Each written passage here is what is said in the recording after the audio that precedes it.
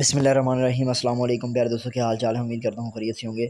आपको एक बुरी खबर देते चलें कि भारत यानी कि इंडिया ने पाकिस्तान के अंदर जो दरिया रावी आता है, जिसे हम पांच बैराज भी कहा जाता है, उसके अंदर पानी छोड़ दिया है। आपको बताते चलें कि इस साल जो अभी पानी छोड़ा है वो 1,87,000 क्यूसिक मीटर है। पिछली बार जो छोड़ा था वो 1,75,000 क्यूसिक था, जिसकी वजह से इतनी ज़्यादा जो है वो तबाही हुई, सैलाब आए। लेकिन इस बार जो है उसने 10,000 जो है वो ये कह लो कि 10,000 क्यूसिक ज़्यादा छोड़ा है। अगर हम इसके बारे में बात करें तो आपको बताते चलें कि पिछली बार इंडिया ने जो पानी छोड़ा था वो पाकिस्तान के अंदर आते-आते 60,000 जो है ना वो क्यूसिक बच गया था, और बाकी जो है ना वो दरिया रावी ने ये कह लो कि बचा लिया था, अपने अंदर जज़ब कर लिया था।